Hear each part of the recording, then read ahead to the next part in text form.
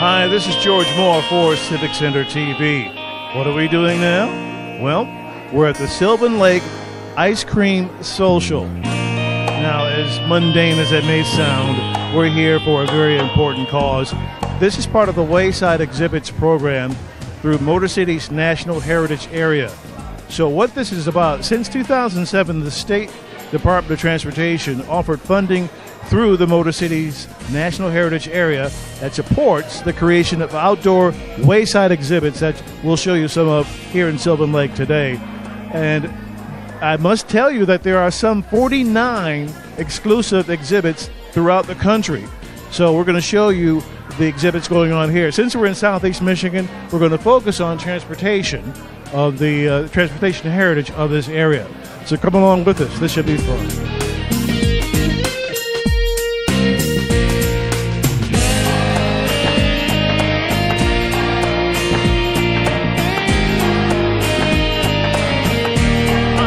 Helen Jane Peterson. Helen, you're the historian here out in this area, right? Yes, I'm the Sylvan Lake historian.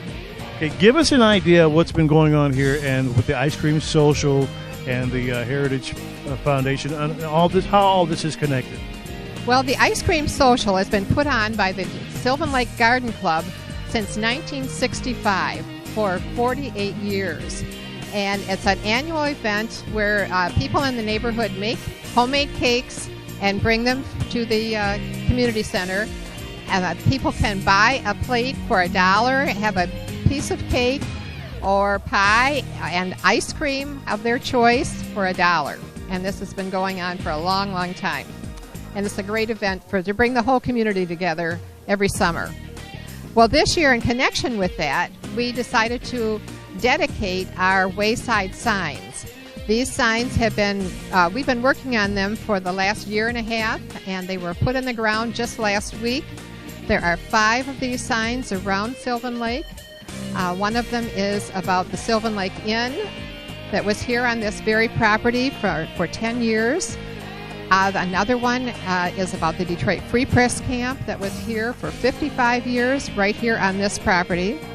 Another one is the Oakland County Boat Club that was that just celebrated 100 years last year. So it's 101 years old this year in August. Another one is about Ferndale Beach and Tower Beach, which is our beach, the main big beach that all the kids swim at. And the other one is about the interurban. The interurban brought people from Detroit to Pontiac and then from Pontiac to Sylvan Lake. And Merrill Mills, who developed the inn, also developed and brought the interurban to Sylvan Lake. So that one is on Garland, and Garland is a boulevard because of the interurban trolley running right down the center of it. Now, the exhibits that are all around the city now, I heard you talking about it earlier. Give us your feeling of like which one really moves you. Which is your favorite? Do you have a favorite? Boy, that's hard to say. Probably the camp, because I grew up here in Sylvan Lake. My parents brought me home from the hospital to a little house on Inverness, and I've lived here since then. And when I was little, I remember coming down here to the camp, and they had a program, some kind of a program, every night of the week. And when they had movies, that's when I really liked coming. We would come down here to the camp, and I would sit on the floor with all the campers and watch the movies. Other nights they would have neighborhood kids would sing or dance, play the ukulele, just put on plays, and they would have talent shows. And even Red Skelton entertained here one time at the Fresh Air Camp, which is pretty amazing. So that one, I really have a connection with that one. So a lot of rich heritage and history in this area, and you guys are doing a great job of putting this on. Thank you very much.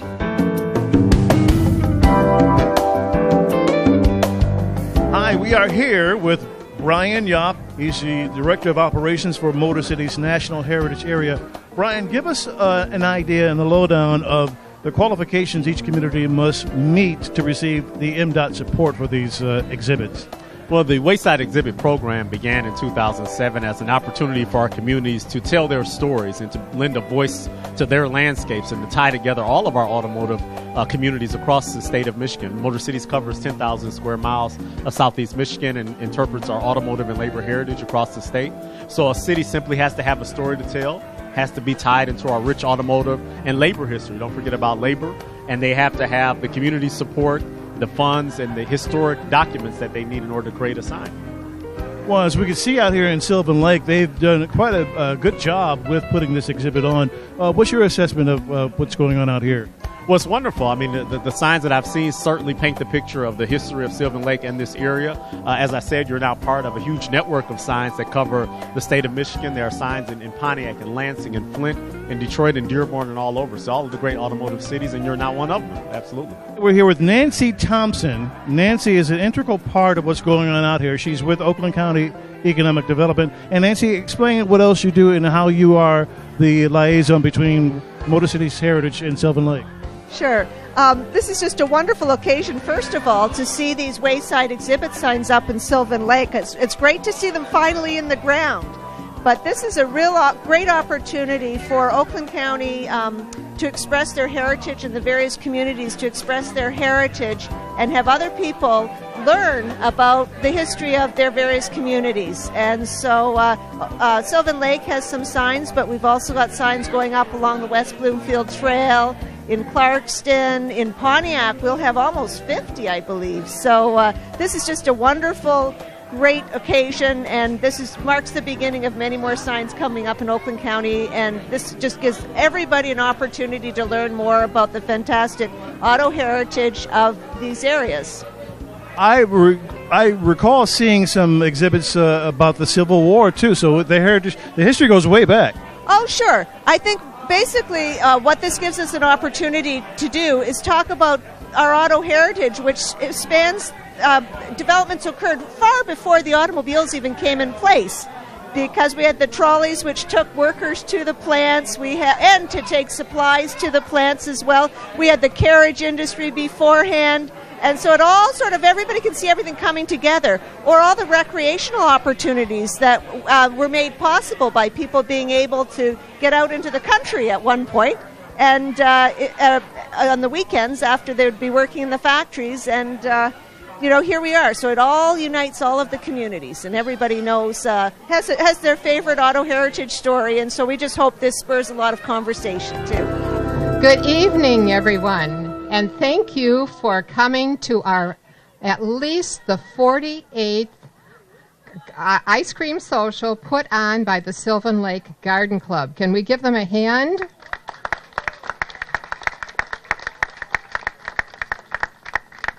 Everything was delicious, all the homemade cakes, the ice cream, and the fellowship around the table, and we thank you for coming.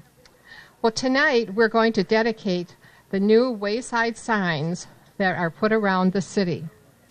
But first of all, I'd like to tell you that in 1893, the Sylvan Lake Inn was built on this property. That was 120 years ago to this year. And so people came from around the country to come to this Sylvan Lake Inn, which was in the wilderness at that time. Well, the inn was only here for 10 years. And after that time, Merrill Mills, who owned the inn, gave the property to the Detroit Free Press. And they developed the Detroit Free Press Fresh Air Camp that started in 1906 and was here until 1962. And at that time, the Detroit Free Press gave the property to the city of Sylvan Lake. And we have used this property for our community center ever since. In 2007, we tore down the old buildings that were still from the camp, and we built this brand new community center, which we're enjoying today. So tonight, we want to dedicate these signs. There are 5 wayside signs around the city. How many of you have found all 5 of them? Oh, not too many. You need to keep looking. I'm not telling you where they are. You have to find them. So I hope more people will find them.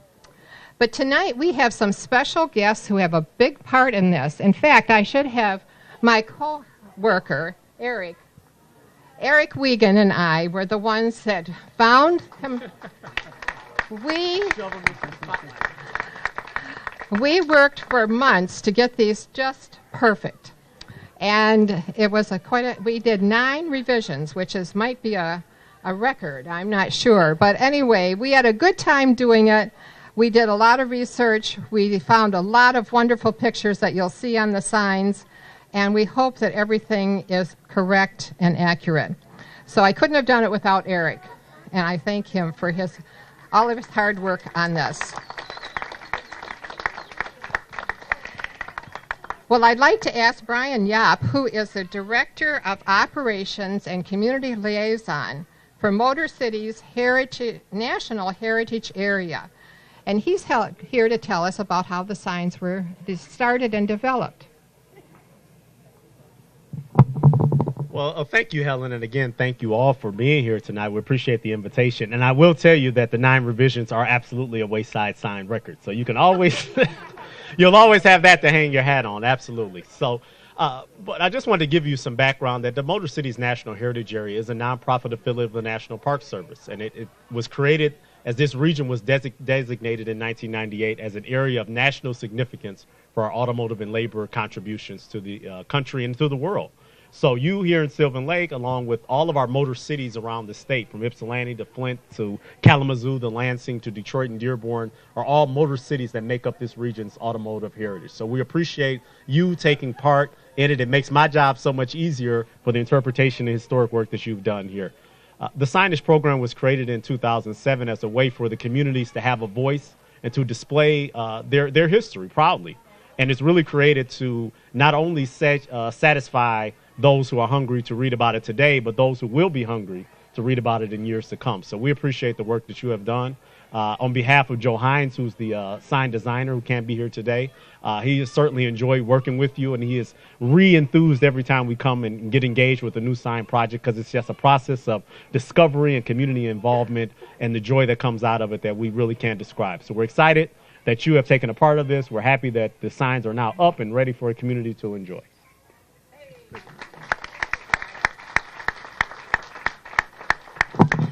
Thank you, Brian. Well, that tells you a little bit about how the signs were developed. Next, we have Nancy Thompson, who is with the Oakland County Economic Development and Community Affairs Department, and she also helped with the project. Eric and I met with her quite often. Right, Nancy? Very often. Very often. Thanks very much, Helen Jane. And yes, Eric and Helen Jane were great champions. And another local champion I want to make you aware of is Ron Gay.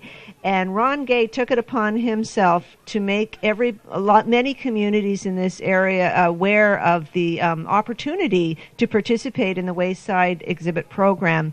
And you can see the results here, but you can also see the results in Clarkston. Soon there will be many signs along the West Bloomfield Trail. We'll also have many Wayside signs in Pontiac as well. So this is designed as part of a larger initiative so that everybody can be aware of our region's automotive heritage, and it's just fantastic, the stories we've uncovered and the pictures that are no longer sitting in files or in archives. And so this is not only something that Sylvan Lake should be proud of, but please encourage you to explore the rest of the region. And I believe beginning late spring next year, we'll actually have documented online all the locations of all the signs, upwards of 200 of them. So look forward to that, and also to have visitors come into your community also to appreciate your heritage as well. So thank Helen Jane and Eric at the local level, Ron Gay in particular, for really putting a spur under many communities, and Brian and the Motor Cities for making all of this possible in the first place. So thanks very much.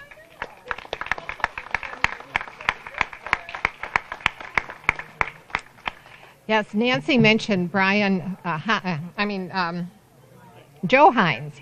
He was the creator of the signs. We gave him the pictures and the text, and he's the one that put it all together. And I'm sorry he couldn't be here tonight, but we give him all the credit for the way they look. Except Eric did a lot of editing in that department too. So next is Brian Gay, who went to Whitfield School right here in Sylvan Lake when he was growing up. And that's how I met Ron. And he got me involved in this project a year ago, January. So it's been over a year and a half that we've worked on this. But Ron has a few things to say, too. Okay, 3 of us. Good evening. I live in Pontiac. I live in an old house called the Sibley Hoyt House. And back in 2008, I decided to work with Arcadia Publishing to publish a book on Pontiac's history using photographs. I'm sure you've seen these books around on many different cities. They're the small sepia-toned books with photos on the front cover. And after I did that book, I was working with Nancy Thompson a little bit, and I'd met Helen Jane in the process, getting some photographs for that book. Nancy Thompson had asked me to be part of the Motor Cities project to help get sponsors for these signs in Pontiac, because as you know, Pontiac has a very, very rich history in automotive industry and labor, the labor movement. So I decided to finally get on board with that, and I started asking people, and I was told initially that the deadline was February, and it was December. I figured, well, it's only 2 months. How much time could it take? How many signs could we get in 2 months? I figured, well, if we got 2 or 3, we'd be lucky. Well, the deadline kept moving, and I kept talking to people and reaching out to people a lot of people that I'd met during the book project, Helen Jane being one. And I knew that Sylvan Village had some stories to tell, and I knew that West Bloomfield had some signs about the interurban that they were putting on the trail, I think in the warmer months, and taking them down. So I just started talking to people and people in Pontiac, and before I knew it, the ball was just rolling, and the signs just kept coming in and coming in. So we have a bunch going on the trail for West Bloomfield. There's going to be, I think, 11 signs. Maybe 9 signs, so 10 or 11. I think one's going to be by the Historical Museum, West Bloomfield Museum. And then Pontiac's going to have over 50 signs, and they're going to be scattered all over the city. So you're going to be learning all about, if you don't know about Pontiac's history, certainly I didn't know anything about things before my time, and the buggy industry and everything that came before Pontiac Motors, what was the beginning of GMC Truck, Rapid Motor, and all of those companies. You're going to learn all about that by next year sometime. So thank you for having me, and it's great to see these signs come together here.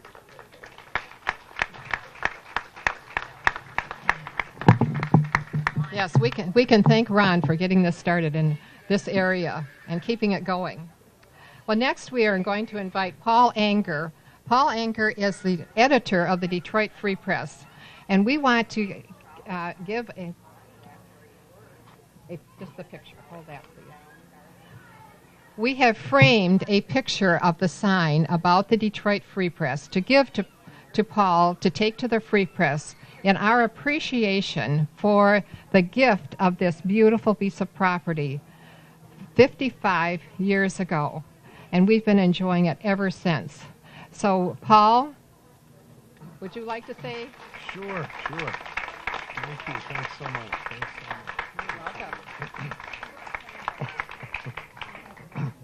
Well, I think it was 2006 maybe that I was here last. Actually, I get to Sylvan Lake quite often because we've made some really, really wonderful friends here, right, Chuck and Marlene. So we get out here quite a bit, my wife Vicki and I. But I think it was 2006 that this community center was started. I think the old one had to come down, the new one came up. And one thing that never changes, it seems, about Sylvan Lake is there's always something going on. So the new community center, a new project with the signs, and this is just such a wonderful, wonderful, tight-knit community. I'm always so happy to come out here and impressed with that. And Helen Jane, over time, I've also come to appreciate what you do. And it's been really great working with you on some of the photographs we've supplied, all of your efforts here. I know the community appreciates it, and so does the Detroit Free Press. Just a couple other thoughts, and again, thanks so much, but the Detroit Free Press Fresh Air Camp, what doesn't change? We've got fresh air tonight. Sylvan Lake, just a wonderful, wonderful community and a beautiful spot. Fresh air back then for the children, fresh air now. And how about the kids? It was fresh air for the kids back then, kids from Detroit that came out. And look how many kids and families are here from Sylvan Lake enjoying $1, right? $1 cake and ice cream. I think you could have charged a little more. But I certainly got my money's worth. Thanks very much. It's just always a pleasure to come out here, and congratulations on this latest project. Thank you.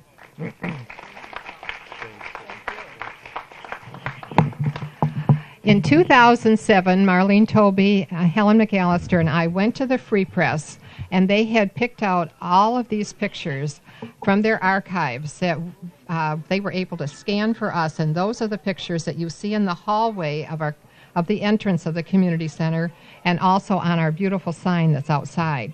So we are just ever so more grateful for those beautiful pictures that just really enhance everything, especially on the grounds here. Well, I want to thank the people that helped pay for these signs. Now, Brian, is it true that the signs were originally $1,200? True. The signs each sign cost $1,200. $1,250. Each sign that we purchased was $375. The rest was paid by the Michigan Department of Transportation. So we also need to thank the Michigan Department of Transportation, because that's more than 2/3 of the cost of these beautiful signs. And we couldn't have done it without that donation. But these are the people that helped pay for these signs: John Martin, Jerry McManus, the Sylvan Lake Home and Garden Tour, Kathleen and Jimmy Palazzolo, Jim and Lori Kaminsky, and then there was a group that paid for one sign: the Sylvan Lake Garden Club, Judy and Jerry Nickel, Eric Wiegand, Patrick Runk, Bill and Donna Stevens, Holly Smith, Ray Regner, and Pete and Helen Jane Peters, the two of us. So we can thank those people, and because now, hopefully you know how much they cost, you're going to be taking very good care of them. We want them to last forever. Well, we've had a great time out here in Sylvan Lake, seeing some of the heritage and history of the community, and seeing the community come together, and seeing the signs on display that are on display throughout the city. So we hope you had a chance to take in some of the sights and sounds going on here at the Ice Cream Social. They've had 48 of these. I'll be here for 49 and number 50. You can best believe that.